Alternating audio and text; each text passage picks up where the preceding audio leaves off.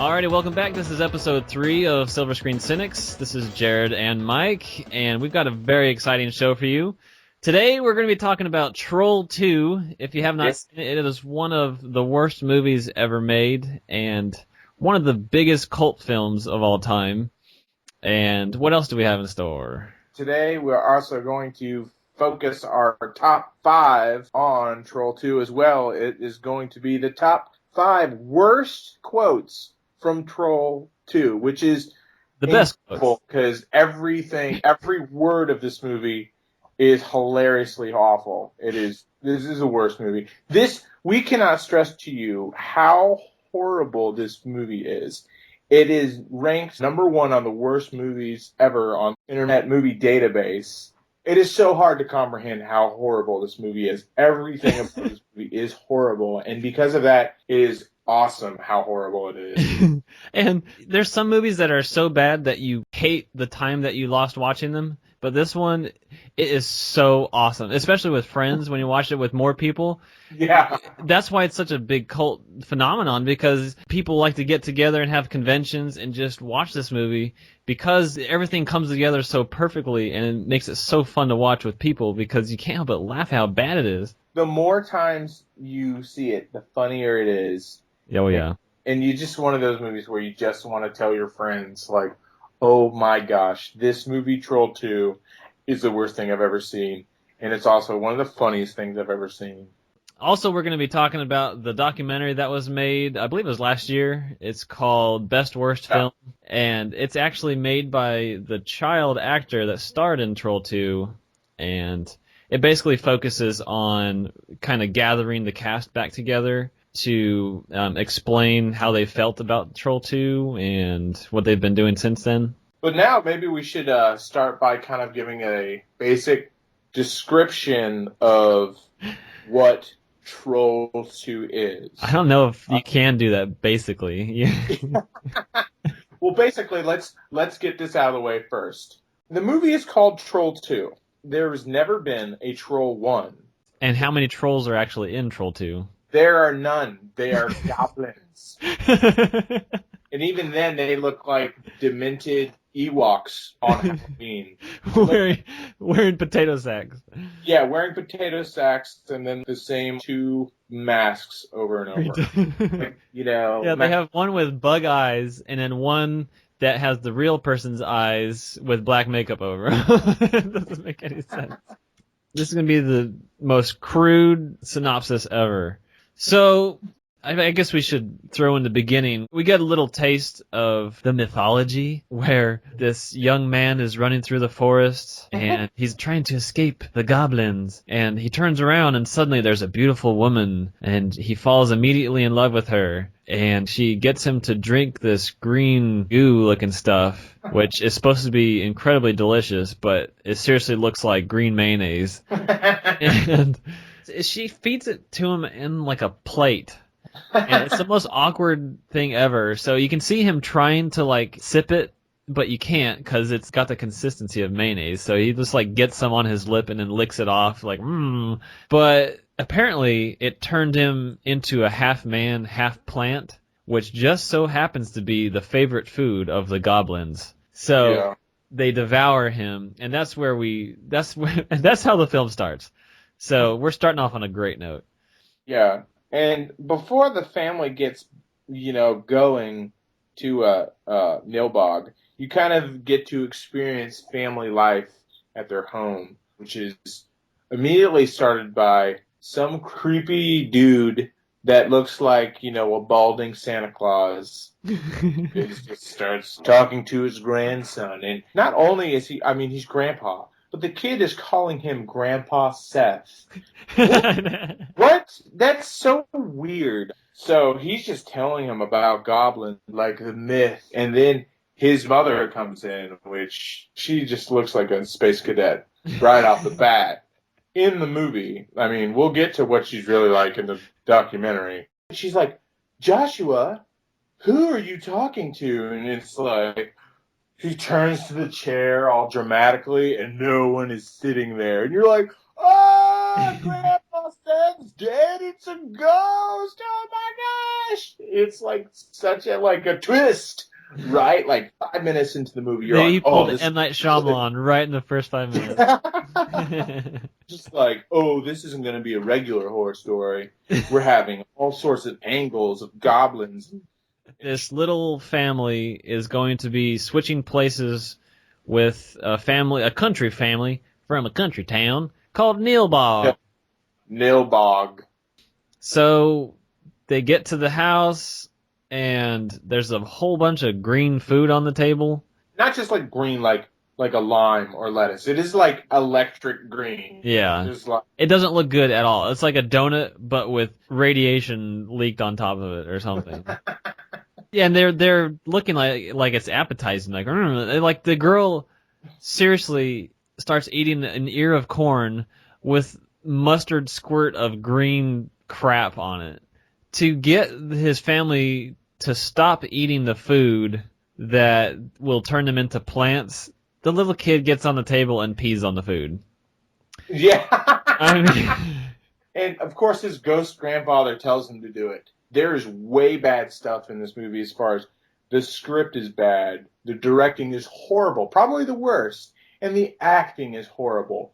But amongst all the horrible acting, this daughter is the worst in this entire movie. you remember when I mentioned how Daniel Day-Lewis's performance in My Left Foot was the greatest thing ever? Yeah.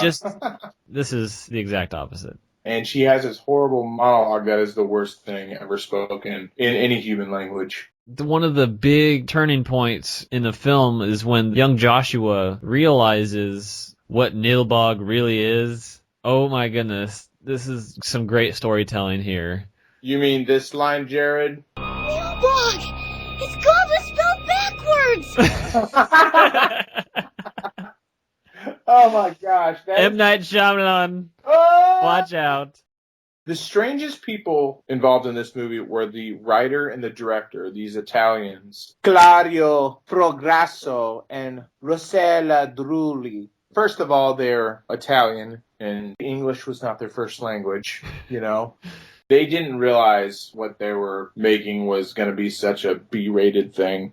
They still, to this day, apparently think it's a great movie. It's a great movie, and people just don't like good movies.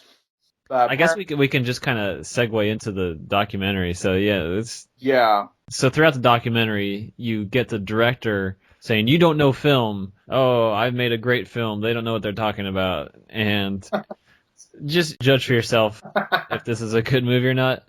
Yeah. The documentary mainly focuses on the father in the story. He tries to understand why people like this movie so much, so he basically goes on like a movie circuit and just goes around watching the movie and just seeing how he reacts to all this is awesome. Practically everybody who was involved, once the movie came out, they were extremely embarrassed. You learn how they accepted its horribleness, and then they come to learn that it's beyond bad, it is awesomely bad. And the thing is with awesomely bad stuff, it becomes a novelty. Awesomely bad, you could pretty much sum it up as you enjoy watching something that's awful, and just bad is M. Night Shyamalan. No, I would say the worst bad movie, the one that pissed me off the most, would be something like Catwoman. Yeah, or the Hulk. Which we'll be discussing next week, which is our worst superhero movies episode. The documentary is really cool because these fans that follow the movie and they finally meet the actors, they're not like, oh my God, you were horrible in that. You should be so ashamed. No, they're extremely happy and excited to see them. Yeah, they're starstruck. And these actors never got to experience that because they didn't have a hit movie on their hands. So they get to experience all the fandom. It's really cool because they're such nice people. You kind of want them to get some kind of recognition because you feel bad for them for being in such a stupid movie. Another really cool thing about the documentary, they show a screening of the movie, and a bunch of the cast members are there. And in the crowd is one of the cast members. He was this really creepy dude in the movie. And it was like eerily creepy, not because he just looked terrifying. And he said something along the lines of, "There's no coffee here in Nilbog. It's the devil's drink." And so the background story with this guy is that he was voluntarily in an asylum and he had all sorts of crazy problems, and they let him out, and he heard that they were casting a movie in town, so he went and did it, and they loved him, and it was just really cool in the documentary to see him. They cheered him to get on stage, and he just talked how he just felt accepted, and that was really cool. It shows that they don't want to make a bad movie. You don't really think about that aspect. You watch the movie and you're like, man, they suck. Yeah. And seeing the documentary, you just really root for them. You're like, man, these guys, they're cool people. Yeah. And it's cool because they can have redemption, because something can be so bad it could be loved as a cult classic. Yeah. People love it as a comedy, you know. Yeah. Also, on the other end of that, we get a very sad story, which was the grandfather, Grandpa Seth, and he's still alive, amazingly. You'd think he'd be dead by now. But they have like the saddest conversation with him. He talks about how he never really did anything with his life. He has no children, no legacy. He's just kind of gonna wither away, and there's nothing left. I was so depressed. I was like, this poor old man. The only legacy he leaves behind is his role in Troll 2 as Grandpa Seth. Speaking of like sad people, the mother in the movie, she is so strange. Oh yeah. It'll make you uncomfortable. The thing is also she's like in complete denial about the acting, and this lady is crazy and she lives with her mother, and her Mother's crazy and mean. The whole time as they're interviewing her, her mother is in the background giving you, the watcher, like the stink eye, and she's like, "Get out of my house." You've got to watch both. They're both on Netflix Instant Watch. Gather some friends together. If you watch it by yourself, you're kind of going to be like, wow, this is bad. But you need some people to laugh with. Now we're going to just go ahead and get right into our top 5 worst quotes or best quotes, however one you look at it. Now, before we can do that, I need to set the scene for you real quick. Okay, imagine this. You're a young, aspiring critic. You're like, I never saw Troll 1. So, you put in Troll 2, and within 5 minutes you hear this quote. Are you nuts? He trying to turn me into a homo? Wouldn't it be too hard? If my father discovers you here, he'd cut off your little nuts and eat them. He can't stand you. And you realize you have made the wrong decisions in life, and you kill yourself. You trying to turn me into a homo. Wow. And the girl's response too. That's like so much to bite off and chew. That points back to English second language. Doesn't make any sense. They mentioned that in the documentary about how he thought that this is how kids talk. Yes, I always tell my friends my dad wants to twist your nuts off and eat them. That leads us right into our next quote, which is, What's wrong with having friends? Nothing. If you want to remain a virgin for life. You take them to bed with you, too. And I don't believe in group sex. The fact that she's on this list back to back in the same quotes shows that this scene just plummeted the movie from the beginning and proved that she is by far the worst actor in the entire film. Next one. Joshua, start singing. Come on, sing that song I like so much. I don't feel like singing, Mom. Just sing. What song could that be, Mother? Is it that lovely Carpenter song that you like so much? Maybe it's some Pavarotti, maybe? Oh. It's... Row, row, row your boat gently down the stream. Merrily, merrily, merrily, merrily, life is but a dream. Merrily, merrily, merrily, merrily, life is but a dream. Row, row, row your boat gently down the stream. Merrily, merrily, merrily, merrily, life is... Wow. Who seriously likes Row, Row, Row Your Boat? Who likes to hear someone sing that, especially in a car? That conversation might have made sense in 1890, maybe not. Oh, I landed at the schoolyard. I wish Grandpa Seth didn't die in the Spanish-American War. Oh my gosh. Yeah, But wait, so he's still here, so maybe I'll sing Row, Row Your Boat to him. Oh, moving on. Oh my gosh. This one's a tough contender for number one spot, but number one has to remain there. Go ahead for number one. Number two. Do you see this writing? Do you know what it means? Hospitality. And you can't piss on hospitality. I won't allow it. What are you going to do to me, Daddy? Tightening my belt by one loop so I don't feel hunger pains. And your sister and mother will have to do likewise.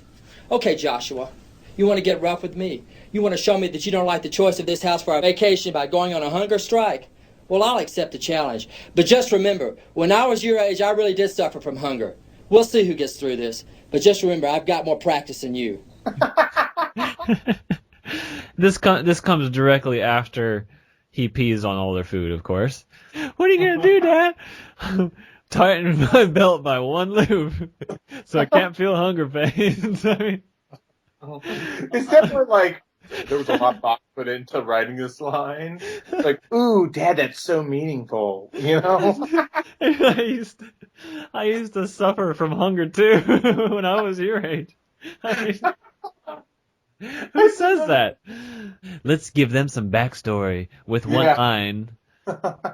And then it's like the delivery is completely botched and horrible, and it's just so bad. Oh my gosh. The fans were obsessed with that line. That's like the number one fan loved quote. They would all scream it at the same time. Yeah, and he'd have to go to these conventions and recite it. It was also kind of uncomfortable at times because he was trying to get people that he knew involved in watching the film. So he would quote this to patients because he's a dentist. He would try and set the scene and then quote this line, "You can't piss on hospitality. I won't allow it," to a dental patient. And it's very awkward because they're like, okay, because it sounds stupid. He was so used to the fans just adoring this line that he thought everyone would enjoy it, but that's not the case. Yeah. Let's get to number one, because this one is awesome. Yes. This delivery is perfect. Yes. It's just... All right, let's play it. They're eating her. And then they're going to eat me. Oh my God!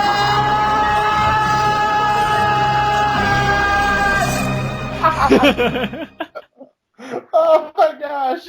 You're just like, he goes on for like, like two seconds, way too long, and you're just like, wait, what?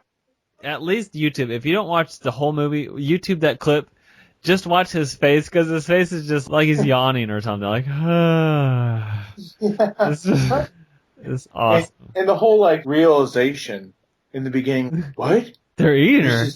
This is happening? And it's going to happen to me? The fact that they added the second line is the greatest part about the quote. Well, besides the drawn out, oh my god. The fact that he says, and then they're going to eat me. Oh, that is some brilliant writing. Spoken word logic right there. Real quick, we didn't get into the how the goblins are defeated at the end. Oh, yeah. Pretty funny. Since the goblins are vegetarian. Yes. A double-decker bologna sandwich! I just wanted to play that. Sorry. Basically, they corner the little kid, and, it seems like it's all over for him. But nope, he pulls out 2 slices of bread, and in between is an entire pack of bologna. And for some reason, they can't have this because it's meat, and they don't want meat to be in the person they're about to eat. So the kid fends them off by eating a double-decker bologna sandwich. Yes. A double-decker bologna sandwich! Thank you. That's how the goblins are defeated. Yeah. Spoiler alert. Or so we think. Oh. Dun, dun. Done. You'll just have to see it. Yeah, so that's what Troll 2 is. So if we have your interest piqued after listening to this, go see it. If you've already seen it, I hope you've enjoyed all of the quotes and just us making fun of the film in general. I guess that's it for the show. Yeah, that's it. Make sure you catch us next week. We're actually going to have a special guest host with us, and we're going to be discussing the worst superhero films ever. Oh. Dun, dun, dun. It'll be fun. So many to choose from. That's right. Oh, man. Cool. Well, talk to you later. See you next week. Yep. Thanks for listening. See you. We need a doctor, ma'am. Please call the nearest hospital.